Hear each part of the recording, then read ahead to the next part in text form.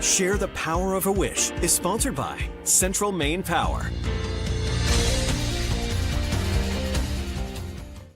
Good afternoon. I'm Katie Sampson coming to you live from our digital studio here at CBS 13 and Fox 23. And we are super, super excited. We are gearing up for our 6th annual Share the Power of a Wish Telethon. This is in partnership with Make-A-Wish Maine. It's a wonderful event. It's happening all day long tomorrow. And it's a really important fundraiser that we hope that you will take part in to support Make-A-Wish Maine and their mission to help grant wishes for children across the state with critical illnesses. It is such a wonderful organization, and this is an event we are very proud to be a part of. And we have 2 very special guests joining us now to talk a little bit more about it. We have President and CEO of Make-A-Wish Maine, Brian Franks. Brian, thanks for joining us. Great, thanks for having us. And we have Harry Lamphere, Make-A-Wish Board Chair. Harry, thank you as well for joining us this afternoon. Thanks so much. Happy to be here. Yeah, we're so excited. I love this event so much. I can't believe it's already basically here. Brian, maybe you could kind of share a little bit about, how you became part of Make-A-Wish Maine and why it's so important to you. Sure. Just thrilled to be here. I'm excited for tomorrow. So I've been with Make-A-Wish for about 1.5 years as the CEO. And I was first introduced to Make-A-Wish back in 2015. And that's because my daughter was granted a wish to go to Disney. She was 5 years old at the time and had just been through quite a long battle with kidney cancer and all the tough things that come with that. And was granted a wish to go to Disney to go see Elsa and Anna and Frozen princesses. And I got to see what a wish does to a kid and a family and the impact. And that was when I first fell in love with the organization, and I'm just proud and honored to be a part of it now as the CEO. That's incredible. And Harry, tell us about your background and how you first got connected with Make-A-Wish. Yeah, sure. Thanks again to you, Katie, and to Channel 13 for everything you do. The telethon's going to be awesome tomorrow. I can hardly wait.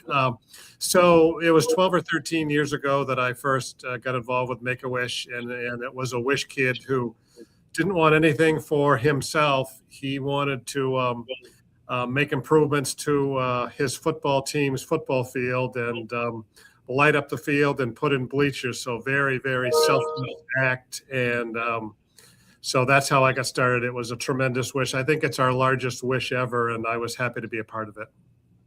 Pretty amazing. Can you talk a little bit just about the selflessness that you sometimes see? I mean, these children are going through so much, and oftentimes they're thinking more about their family or their friends and others during such a difficult time, Brian.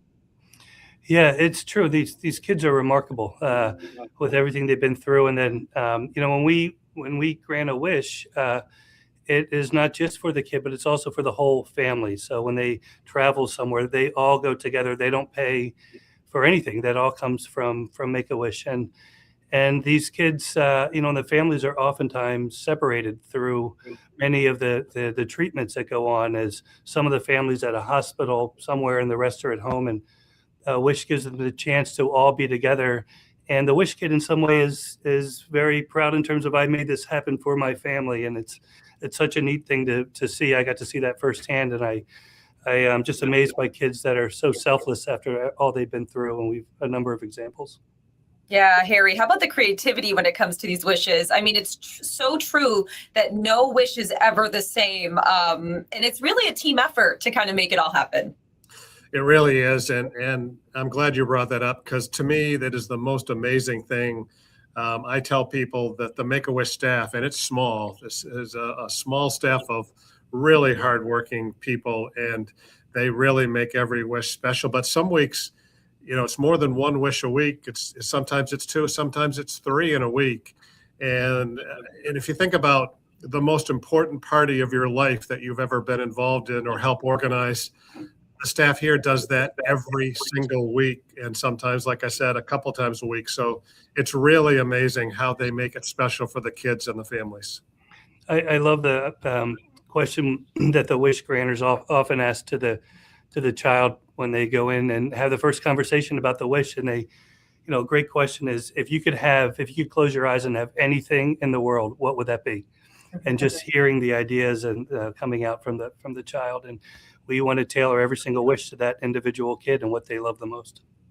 And I know the wish journey is such an important part of this. It's not that wish day and it's from start to finish. I mean, this could even be sort of months, maybe a year-long journey. How important is that as sort of a distraction for the child and their family members too?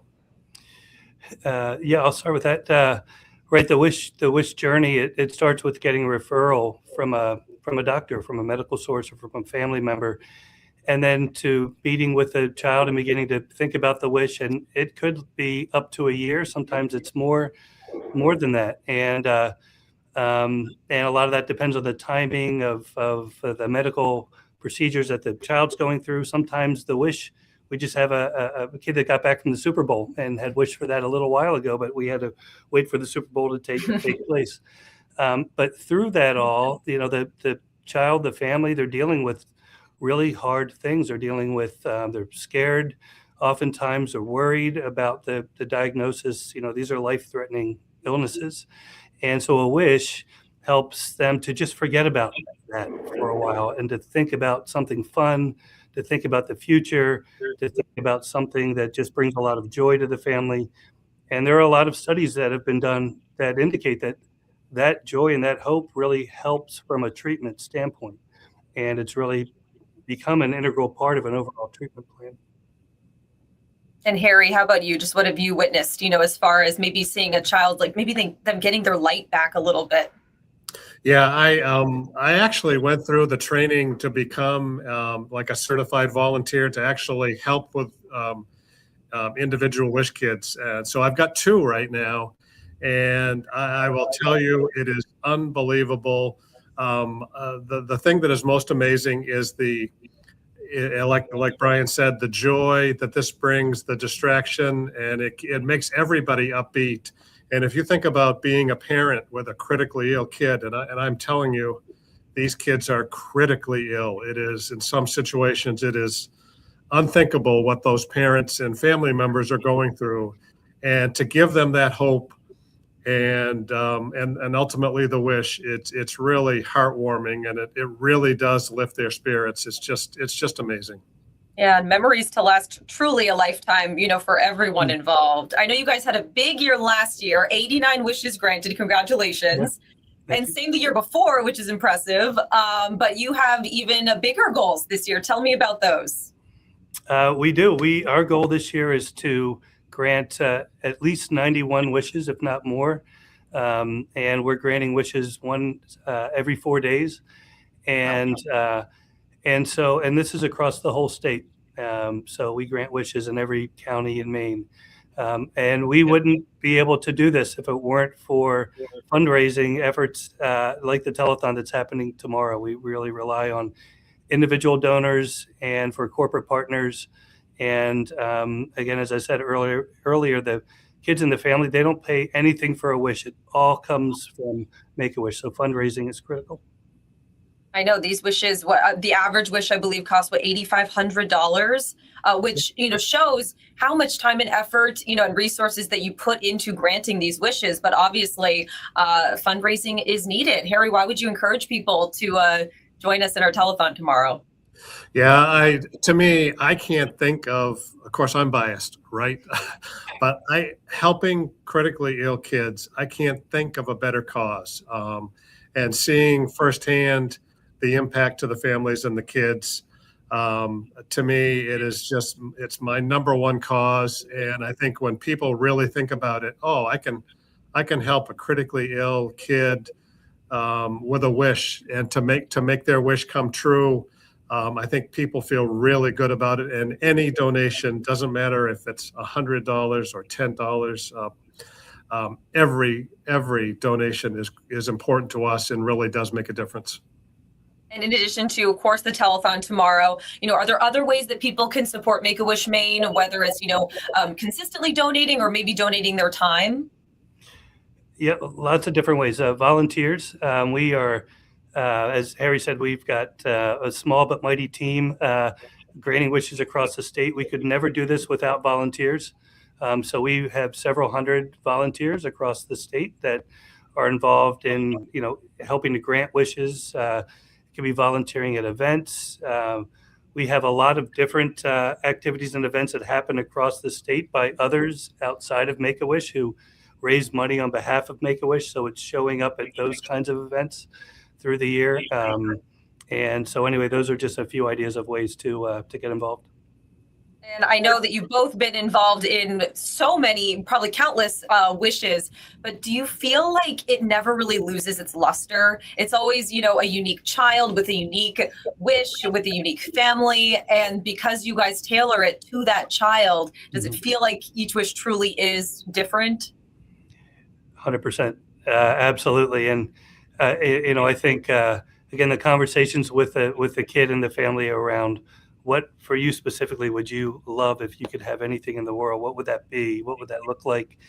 And I will say it will never get old seeing the smile on a child's face when their wish has been granted. That is just the best moment ever. And knowing that carries with them going forward, all the memories that come with it. So. And that's another, fun aspect of the telethon tomorrow. It's not just, obviously it's all about fundraising, but it's also a chance for us to share some of these stories and highlight some of these wish kids and their wish journeys and to show the impact that these have. So, Harry, final thoughts. Why would you encourage people to not only tune in tomorrow, but make that call and support Make-A-Wish Maine? Well, I would just relay one quick story. When we announced the wish of one of the kids that I've been working with, the father turned to me and said, "This will be a trip of a lifetime." And he was just as genuine and sincere, and he teared up, and that's why we do it. We want to give hope to these kids and families, and I would just encourage everyone to consider a donation. Yeah, it's hard to even describe, Brian. I mean, we've been we've had the, honor of being able to do a wish reveal in our studio. The energy in that room it's almost like you can't describe it. Yeah. And when you really think about, when you pause and think about everything that kid and that family has been through leading up to that point, and it is magical. It is something else. And for every single kid out there. And yeah, it's a big celebration. It's a pure joy and happiness, and it's just an honor to be a part of it. Well, we're really excited for tomorrow. And again, the phone lines are going to be open pretty much all day. By the time you wake up by the time you go to bed, we have a lot of highlights throughout the day. Again, we're going to be sharing stories of wish kids. We're going to have some live interviews, some check presentations, and of course, our special tomorrow night. So we're super, super excited. We're gearing up for this. And we thank you both so much for joining us. And hopefully we see you guys tomorrow. Great. Definitely will. Thank you, Katie. All right. Thank you guys so much. Thank you. Share the Power of a Wish is sponsored by Central Maine Power.